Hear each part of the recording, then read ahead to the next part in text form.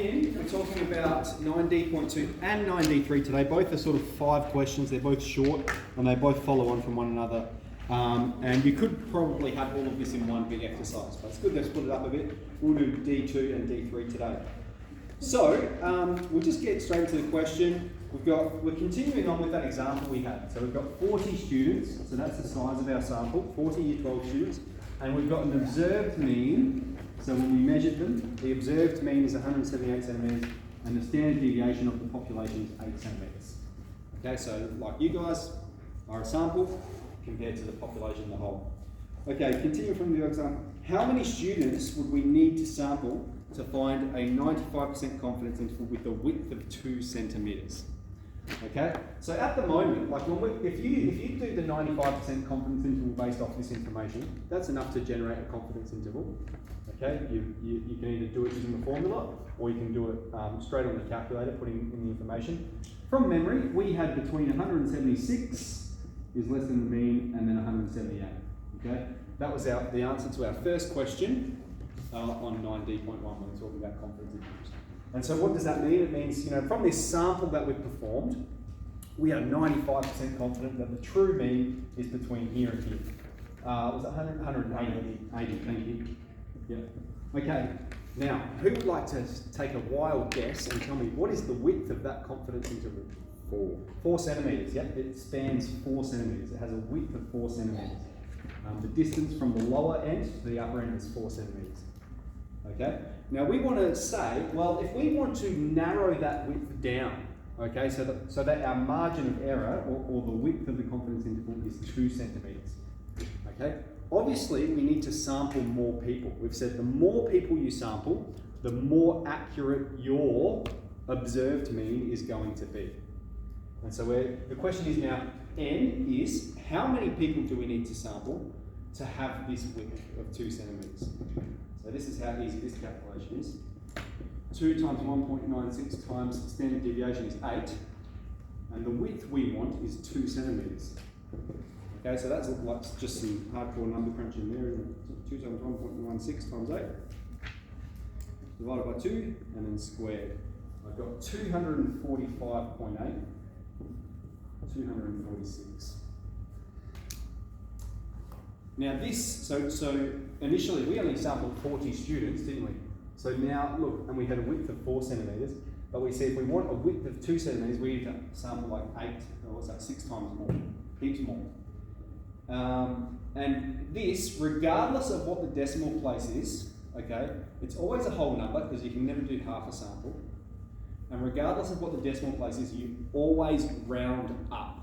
You always round up to guarantee the width it's talking about. Okay? If you round down, then it's outside of the width that it is talking about. So, if this is 245.3, you're going to round it up to 246 anyway. Doesn't matter what that decimal is, it always rounds up. Okay, so that's how we calculate N. So then to answer the question, you need to sample 246 students. Okay, so that's in 9D.1. All right. Any questions about that? Now, I'll just make a little bit of room here to answer 9D.3, testing a claim. Continuing from the same example about height, we had the 95% confidence interval, and here in the book I've got it to a couple of decimal places. Less than the mean, which is less than 180.47. Okay. That's the claim. Jimmy says the true mean could be as high as 182 centimetres. Okay, is his claim correct? So what is a confidence interval? It's an indication of how confident we are that the true height is somewhere in this region. Jimmy's saying it could be 182. Okay, based on our confidence interval, like if you think of this as a number line, here's 170, 175, 180, 185, okay? Our interval is basically here, isn't it? That's our interval that we're saying. We're 95% confident it's in that band. And who's the bloke? Jimmy. Jimmy says it could be up here. All right? That's contrary to our 95% confidence interval, so we say there's not good evidence to support that. So Jimmy claims, is his claim correct? No, as his claim is outside of the confidence interval. And we can just shorthand CI for confidence interval. Okay, so because it's outside, we're 95% sure that it's in here. So his is outside of that region, so we can't say that that's true. That was not good enough evidence to say that. Alex, on the other hand, claims that the true mean could be as low as 176. Is her claim correct? Yes, it is, okay? 176 falls within our confidence region. So yes, we have sufficient evidence to affirm, or we're 95% confident of that window, so we have sufficient evidence to affirm it could be as low as 176. Cool.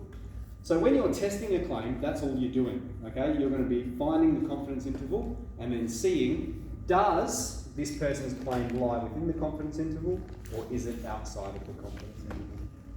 Okay, that's it today. So 9D.2 here, 9D.3 here. Let's have a go at them. Come around and see how we're doing.